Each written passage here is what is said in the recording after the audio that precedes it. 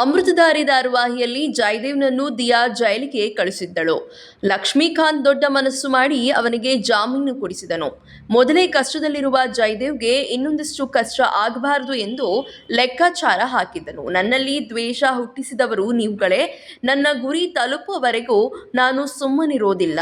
ನನ್ನ ಗುರಿಗೆ ಯಾರೇ ಅಡ್ಡ ಬರಲಿ, ನೀನಾಗಲಿ, ನನ್ನ ತಾಯಿಯಾಗಲಿ, ಗೌತಮ್ ದಿವಾನೇ ಆಗಲಿ ಸುಮ್ಮನಿರುವುದಿಲ್ಲ. ನಾನು ಅಂದುಕೊಂಡಿರೋದನ್ನ ಸಾಧಿಸೇ ತೀರಿಸುತ್ತೇನೆ. ಲೆಕ್ಕ ಚುಕ್ತ ಮಾಡಿರುವವರೆಗೂ ನಾನು ಬಿಡೋದಿಲ್ಲ ಎಂದು ಜಯದೇವ್ ತನ್ನ ಮಾವನಿಗೆ ಹೇಳಿದ್ದಾನೆ. ಗೌತಮ್ ದಿವಾನ್ ಆಸ್ತಿಯನ್ನ ಮತ್ತೆ ವಶಕ್ಕೆ ಪಡೆಯೋದು ಇವನ ಗುರಿ. ಈಗ ಒಮ್ಮೆ ಪಡೆದು ಅದನ್ನು ದಿವಾಳಿ ಮಾಡಿ ಮುಗೀತು. ಇವನು ನಂಬಿದ್ದ ದಿಯಾ ಬೇಬಿ ಕೂಡ ನೀರು ಕುಡಿಸಿದಳು. ಇನ್ನೊಂದು ಕಡೆ ಈಗ ಅವನ ಬಳಿ ದುಡ್ಡು ಇಲ್ಲ. ದಿವಾನ್ ಕುಟುಂಬ ಪ್ರತಿಷ್ಠೆ, ಗೌರವ ಕೂಡ ಉಳಿದುಕೊಂಡಿಲ್ಲ. ಹಾಗಾದ್ರೆ ಮುಂದೆ ಏನ್ ಮಾಡ್ತಾನೆ? ಇದು ಸೀರಿಯಲ್.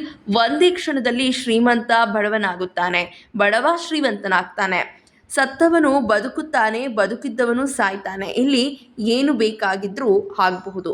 ಝೀರೋ ಆಗಿರುವ ಜಯದೇವ್ ಮತ್ತೆ ಗೌತಮ್ ಕುಟುಂಬದ ಮೇಲೆ ದಾಳಿ ಕೂಡ ಮಾಡಬಹುದು. ಸದ್ಯ ಗೌತಮ್ ಮಗಳ ಹುಡುಕಾಟದಲ್ಲಿದ್ದಾರೆ.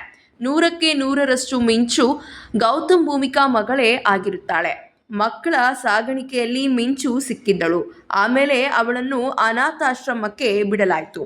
ಒಂದು ದಂಪತಿ ಮಿಂಚುಳನ್ನು ದತ್ತು ಪಡೆದರು. ಆಮೇಲೆ ಮಿಂಚು ಗೌತಮ್ಗೆ ಸಿಕ್ಕಿದ್ದಳು. ಮಿಂಚುಳೇ ಗೌತಮ್ ಮಗಳು ಎನ್ನೋ ಸತ್ಯದ ಜೊತೆಗೆ ಜಯದೇವ್ ಆಟ ಆಡಬಹುದು. ಜ್ಯೋತಿಷ್ಯ ಹೇಳಿದ ಪ್ರಕಾರ ಇದೇ ವಿಚಾರದಲ್ಲಿ ಫೈಟ್ ಮಾಡಲು ಹೋಗಿ ಗೌತಮ್ ಜೀವಕ್ಕೆ ಅಪಾಯ ಬರಬಹುದು. ಒಟ್ಟಿನಲ್ಲಿ ಇದೇ ರೀತಿ ಆಗೋ ಸಾಧ್ಯತೆ ಇದೆ. ಇದೇ ರೀತಿಯ ಸಿನಿ ಅಪ್ಡೇಟ್ಸ್ಗಳಿಗಾಗಿ ಈ ಕೂಡಲೇ 2 Minutes Talk ಯೂಟ್ಯೂಬ್ ಚಾನಲ್ ಅನ್ನು ಸಬ್ಸ್ಕ್ರೈಬ್ ಮಾಡಿ ಹಾಗೂ ಪ್ರತಿಯೊಂದು ನೋಟಿಫಿಕೇಶನ್ಗಳಿಗಾಗಿ ಪಕ್ಕದಲ್ಲಿ ಕಾಣ್ತಿರುವಂತಹ ಬೆಲ್ ಐಕಾನ್ ಅನ್ನು ಕ್ಲಿಕ್ ಮಾಡಿ.